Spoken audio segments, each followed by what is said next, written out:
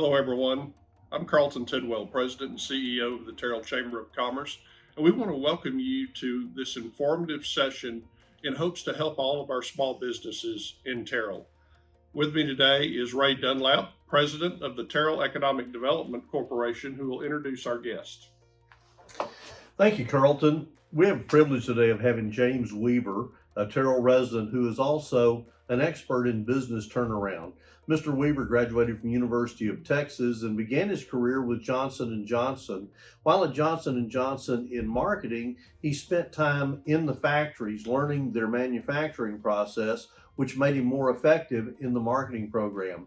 Through that experience, he later participated in a startup and developed and built their own company in the medical device field, which is relevant during today's COVID-19 epidemic. Mr. Weaver then, when he sold that company, became a consultant, and he's helped turn around a number of companies, including Gold Gym. And today we are very privileged to have Mr. Weaver. James, thank you for being with us. Thank you. It's an honor and a privilege to be here, and thank you for inviting me. You know, one of the first questions I think that people ask during a situation like this is, should people panic?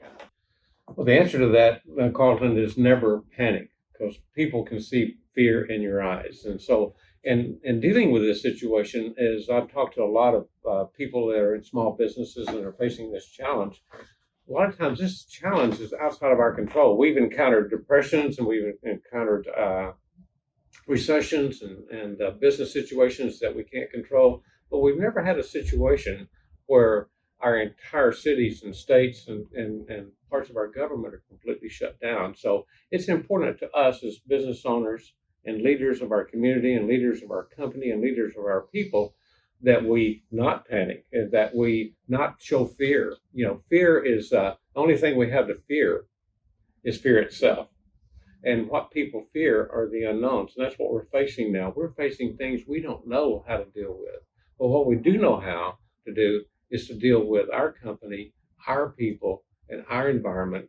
And so I want to talk about this from various different aspects today. Number one is the fear factor, the emotional side of this program. The second is I want to talk about the practical side. How do we practically get through the different aspects of our business? How do we deal with that? And then I want to talk about the financial side. And I've got some information from some bankers and other people about the programs that are available to us now and will soon be available to us. And then finally, I want to wrap it up and talk about what do we do moving forward when this is all over. So if that's okay, we'll kind of proceed with that. But again, have no fear. People can see fear in your eyes. People are looking to you and us as business owners, and they're looking to us for direction, for comfort, and for assurance, because they're dependent upon us, and their success in life is dependent upon our ability to get them back to work. So have no fear, and to make sure that they know what's going on. In my personal life, we all face challenges, and I always turn to my faith. I turn to God's word.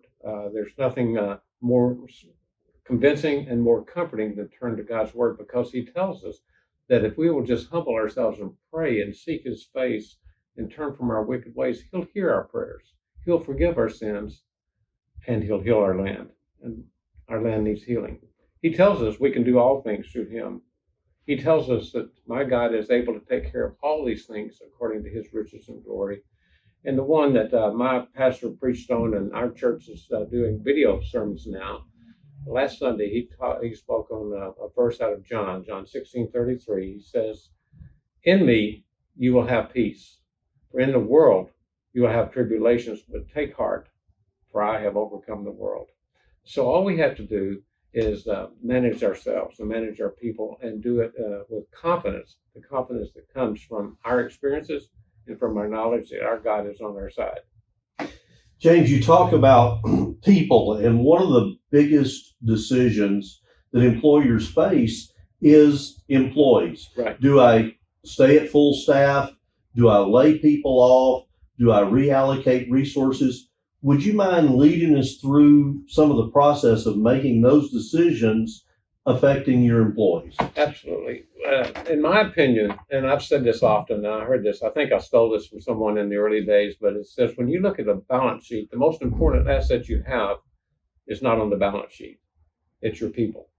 You can have a great product, you can have a great service, you can have a great plan, but if you don't have the right people in the right place doing the right things, you don't have a prayer of being successful. So you really have to focus on those people and their needs.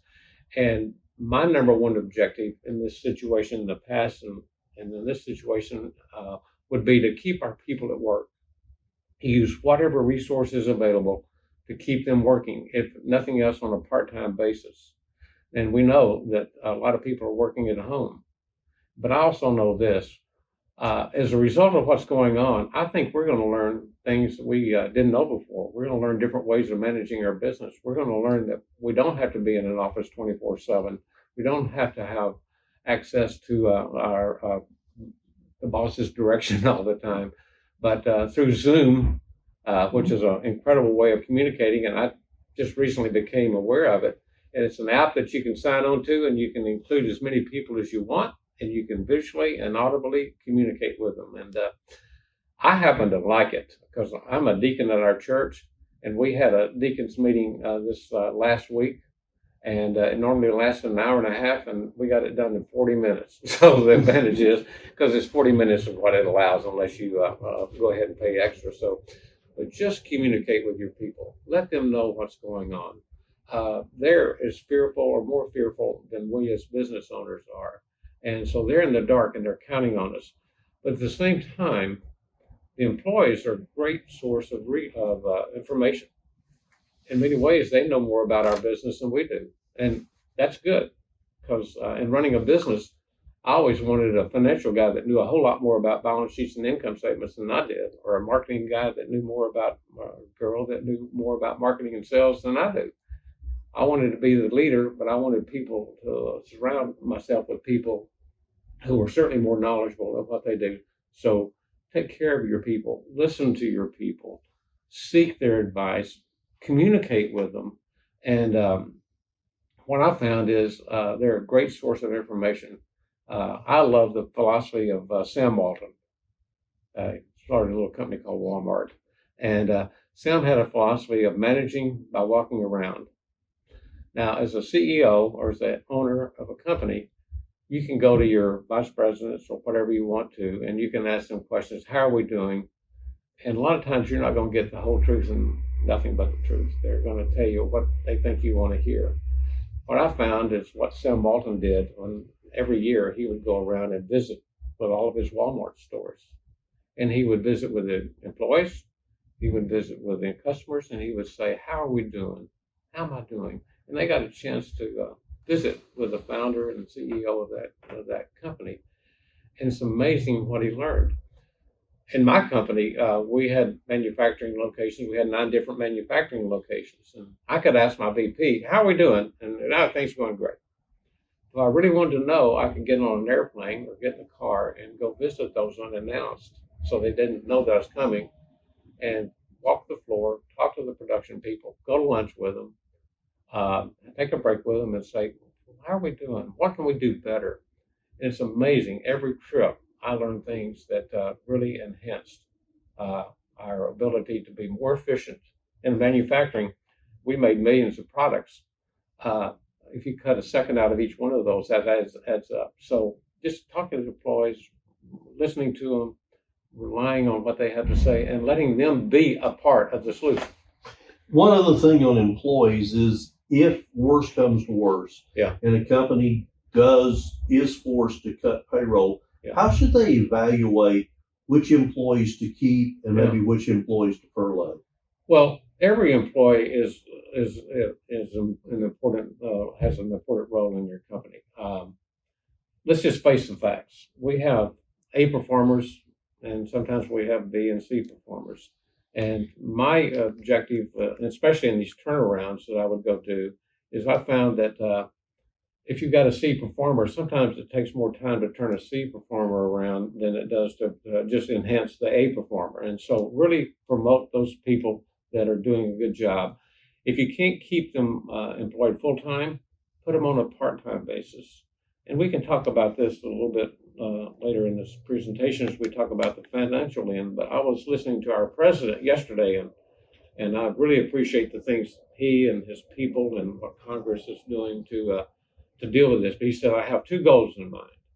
Number one, we want to save as many lives as we can. That's the number one objective. And number two is we want to get this economy back on track, get everybody back to work. And in doing that, they passed this last week, last Friday, I believe it was, they passed the CARES Act. And the whole purpose of that CARES Act, especially for small companies, is to get the people back to work and working on a full-time basis, or at least drawing an income. So that kind of pressure. Yeah, and then in speaking of that, let's talk about some of the financial decisions that you have to make. And obviously, even though employees are your most important asset, at times it can be your most expensive asset. Yeah. And I know that the CARES Act may have some may help you make some of those decisions. Oh, absolutely. There's a number of things that are available to us. I think we can all, in the good times, we become sometimes careless with our money. We spend things buy things and invest in things we certainly don't need to do. Maybe we don't keep the cash reserves available in case there's a time of crisis. But it's important that we do manage our money in the good times and in the bad times. And so in doing that, there's a number of resources that are available to us. And I've talked to several bankers in the last 3 or 4 days, and my nephew is a banker, president of a bank, and I asked him what are they doing, and he gave me some advice. He said some banks, not all, but some banks are giving relief on debt payment. So just check with your banker and see what's available in terms of that. And in that discussion, he also talked about even if you don't need a SBA loan right now, the emergency loans that they have available to them, go ahead and apply for it.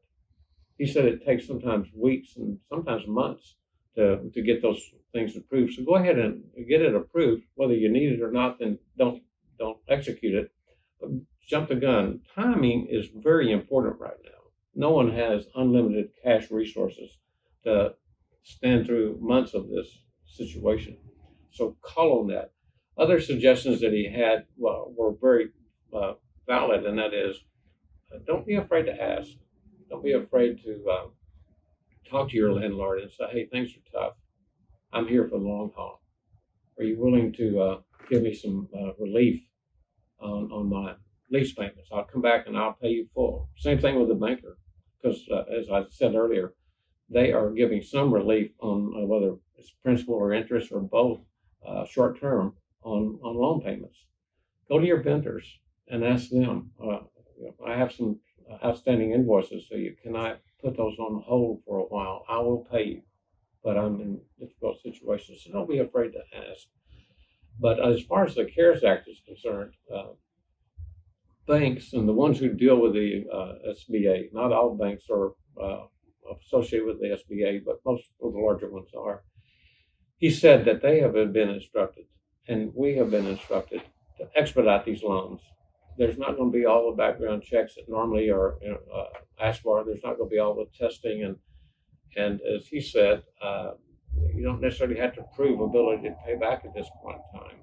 And that is, they want to get the money in the hands of the business so they can get the money in the hands of the employees. That's the number one objective of this. And so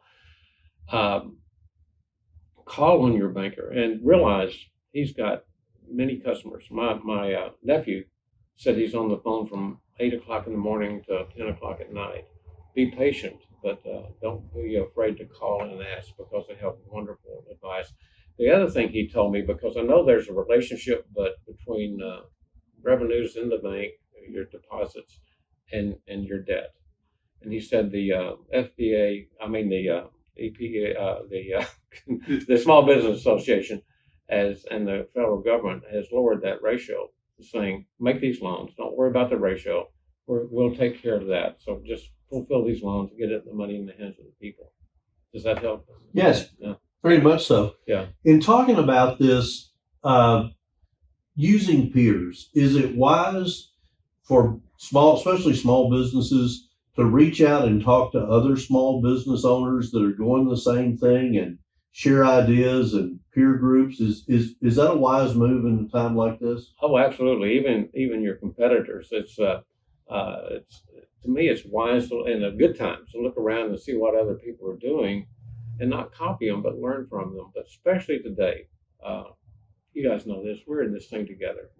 If half of our businesses fail, our community fails, and it's in bad shape. And so, reach out to your competitors, to your fellow people that you buy things from, services that you use from them, and just talk to them and ask them, what are you doing? How are you dealing with this? And you can learn, and then share with them what you're doing with it. And to take that a step farther, there are a lot of people, individual owners of businesses that are non-essential, people who cut your hair, people who do your nails, people who do things that you can delay their services. And it's been recommended by several, and I know my wife does that, and that is she buys a gift certificate, and she'll pay for a couple of months in advance. She's going to get the services, but right now she's helping them through those difficult times. And I started doing that, and it really helps out. So yeah, seek advice, counsel, and pull for everybody, because we're all stronger if all these companies survive. And forget about competition. We're all in it together. What about plans moving forward? Yeah. Obviously, at some point, shelter in place is going to end, and business is going to open. What are some things businesses should be doing now to be preparing for them? That's a great question, because a lot of times we get really busy working, and we don't spend as much time as we should planning. And I've gone into all different size companies, sometimes smaller, and I'll say, well, what's your vision? What's your mission? I ain't got time for that. I said, what's your financial plan? Make the payroll next month. And we got to think longer term. We have to consider contingencies and what can we do. But more than that, we have to continually look at our business and look for ways that we can improve our business and improve the cash flow of our business, lower the cost of our products or our services, and get more productivity out of our employees. Not being a slave driver, but providing them the resources that they need to better do their job. And I think we're going to walk out of this whole situation that we're in right now, knowing a lot more about what we can and can't do. Maybe it is possible for people to do some work at home. Maybe they don't have to spend 2 hours a day, every day, getting dressed and driving to work. Maybe they can get just as much done at home. It's possible on some times. I know I have an investment banker that I work with, and her office is in Dallas and her home is in Tyler. She does, when I'm talking to her on the phone, I don't know if she's in home or at the office in Dallas. And so she spends an equal amount of time going back and forth. So learn from what we've learned through this difficult time, but constantly evaluate your business. And I have a philosophy that I use on spending money. Accountants have all these various terms, but I say there's two pockets. When you write a check, it goes into two pockets, one of two pockets. It's an investment in your company, an investment in your future, or it's an expense. Make sure you're making more investments, writing more investment checks than you are writing expense checks. And I'll give you an example of that. A good employee is an investment. They're going to make you more money than you're going to pay them.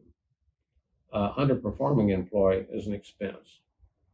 So it's not just your electricity bill that's an expense. So make sure that the equipment that you buy, that it does what you want it to do. It can be an investment. If it's not doing what you want it to do, then it's an expense. So spend your money wisely, and then walk out of this thing with a plan. Now, when I talk about strategic plan, a lot of the small companies I go into, I ask about that, and like I said earlier, they don't really have a strategic plan. And I'm not talking about a book that's this thick and it's real fancy and it sounds really good, but have a vision for your company. And people say, well, what is that? And that is, what do you want your company to be? Simply this. So when we started our company, we were operating out of an old vacant church, limited resources. But our vision was, and we were selling products in the Dallas-Fort Worth area, making them at night, loading them in our car, going out and selling them after we got off work, and then going home, taking a nap, and coming back and doing it again. And so, but our vision was this: we wanted to become an international market leader, go public, and sell to a public company. Now that seemed hard when you're having trouble to pay the rent, but that was our vision, and we stayed true to that vision. Now, I use this example as a vision is like a football field. You're at one end, and the end of your vision is the other end. The only thing different is we know a football field is 100 yards long. We don't know how long that journey is. When we made our vision, we didn't know if it's 5 years or 20 years, but we used it to guide us. The other side of a football field is it has out of bounds. So it's okay to not go straight forward from here, point A to point B, but you can go from side to side. Just don't go out of bounds and stay true to that. So planning, and then have a mission statement. What do you want to be? What do you want to be to your customer? What do they want most out of you that will help you achieve that vision? And then follow it up with annual goals. So set your goals. What do we need to do this year to accomplish that mission that gets us closer to our vision? Well, James, thank you very much for your insight today. Yeah. I know that it'll be very helpful for our businesses. We appreciate it very much. If any of you would like to visit with James, we can get you in touch with him at the Terrell Chamber of Commerce, and we thank you for joining us today.